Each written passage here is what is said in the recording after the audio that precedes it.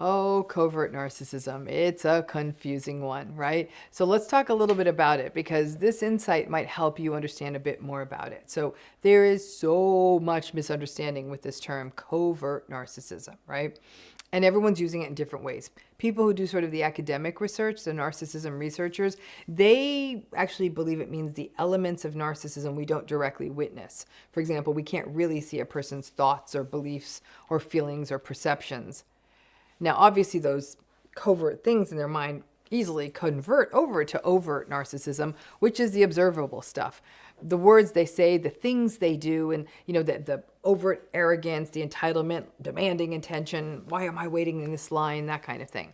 Now, for a long time, people have used the term covert narcissism to mean the same thing as vulnerable narcissism. A lot of people would argue that's not an entirely accurate usage. Vulnerable narcissism, in contrast to grandiose narcissism, is of course the more anxious, quietly hostile, passive-aggressive, victimized, sullen, sort of brooding presentation of narcissism, right? These are folks that may at first blush or at different times look more socially anxious, more irritable, less extroverted, and frankly, they are often less successful than their grandiose narcissistic peers. Now, the other way people use the term or the words covert narcissism is sort of as hidden narcissism.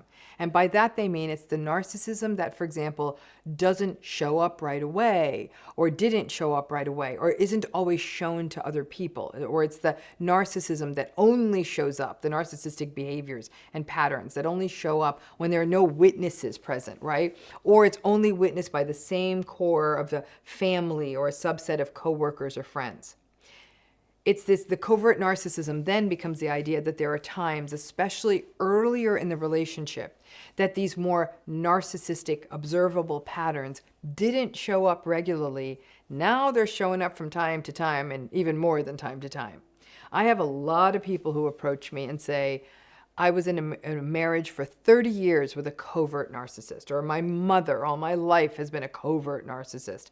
And when I ask them for clarification about what did they mean by that, it's usually what they describe to me is sort of this hybrid of vulnerable narcissism and a more hidden narcissism. It's not the big, bright, shiny, in your face, malignant or grandiose narcissism. In most cases, covert narcissism is a mashup of vulnerable narcissism and this sort of idea of hidden narcissism. Like I said, it's not the in-your-face, grandiose, arrogant, preening, bragging, pretentious, show-off, status-seeking, look at my new watch, validation-seeking narcissist that you tend to see on your Instagram feed. This is something quite different. Now, the important thing to sort of be aware of is that a lot of narcissism, and any form of narcissism, does remain hidden or covert.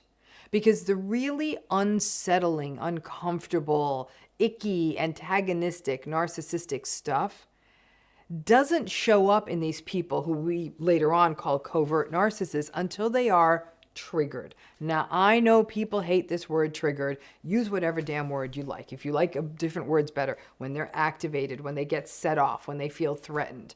But it takes that for their narcissistic stuff to show up.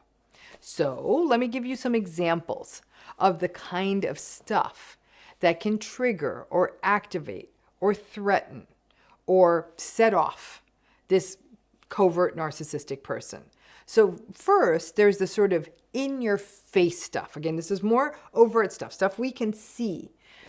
The stuff that can trigger a narcissistic person include criticism, constructive feedback, you, as the other person in the relationship, being recognized or getting an honor or getting a promotion, a friend of theirs doing better than them, a person being rude to them, a person doing something like trying to cut in front of them in line or doing what they perceive as taking advantage of them, a person not giving them something that they think they're supposed to get, a person insulting them, or you having a social group or friends or family around you who are praising you. And then some of the stuff that sets off, that triggers this sort of covert narcissistic pattern or person is actually stuff that's happening inside of them, often in response to these other things. But it's things like them feeling inadequate, them feeling insecure, them feeling incompetent, them feeling that everyone else has it better than them believing life is uniquely unfair to them feeling that other people do not adequately recognize their gifts and their expertise and their wonderfulness, them feeling like someone is making fun of them. Now, I know what you're thinking. Aren't we all bothered by this? Yes, but we can regulate. Now, there are a lot more than these, and you can feel free to add to the things you have witnessed in the comment section. But when these things happen, these triggers happen, and set off that entire insecurity and shame cascade within the narcissistic person, that is when this covert narcissism becomes overt. And what you might see is very loud, almost unsettling displays of anger. You may see really long-term passive aggression and silent treatment. You may see them shift blame onto you. You may witness them throw a tantrum. You may experience them insulting you, really hitting below the belt.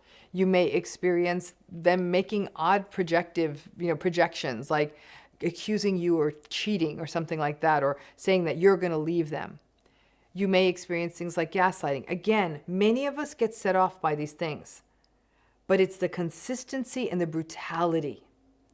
Okay? Because again, I know you're thinking, well, Dr. Romany, when we experienced those things, you said, yeah, those various triggers, those various threats, call them what you will, none of us are at our best. We're not. Every one of us can say, yeah, when I feel those things, I am definitely not my best. But people who are not antagonistic, like I said, are going to be more likely to regulate themselves more often than not. And when we regulate ourselves, that means that we can take responsibility. We can breathe. We can remain aware of potentially our contribution to a situation if that's relevant. We can be open to the feedback even if it's uncomfortable.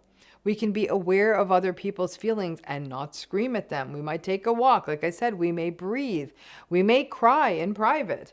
And even if you as a healthier person or anyone as a healthy person doesn't respond gracefully, maybe we do kick it up. Maybe we do yell. Maybe we do get passive aggressive.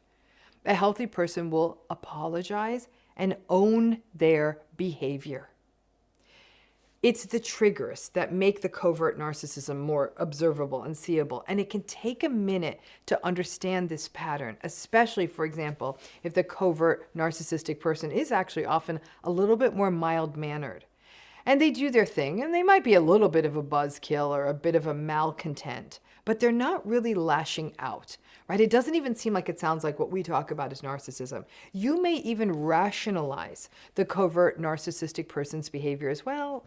They're just really sensitive when they get criticized, or they're just really insecure, aren't we all? Or they're just embarrassed, and no one's at their best when they're embarrassed. And you know what? Those things may be true, and good for you for having empathy for that, but it doesn't rationalize the behavior. At some point, even a 4-year-old gets a timeout for their tantrums.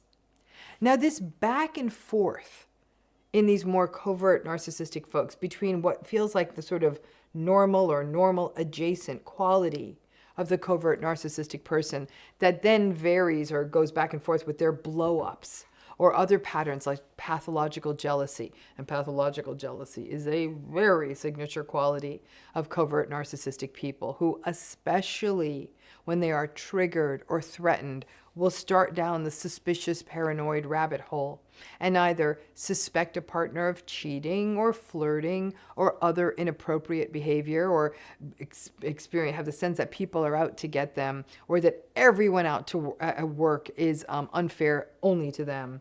And once that cycle begins, it's very hard to get that sort of cognitive genie back into the bottle with a covert narcissist.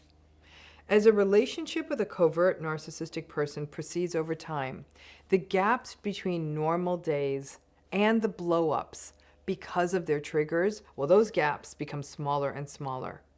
You may find that where once upon a time you had decent weeks or months in the relationship, that what happens is that starts to get narrower and narrower, and it's at best you might get a decent few hours.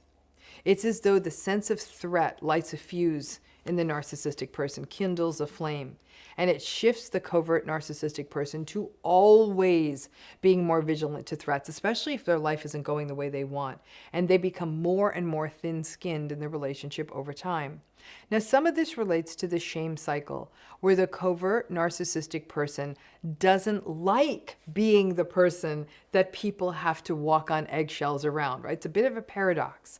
But if people don't walk on eggshells, then the covert narcissistic person blows up or withdraws or withholds. But if the covert narcissistic person senses that you are walking on eggshells, well, then that's a trigger too. And you start to see how over time, a relationship with a covert narcissistic person is either you living coiled up in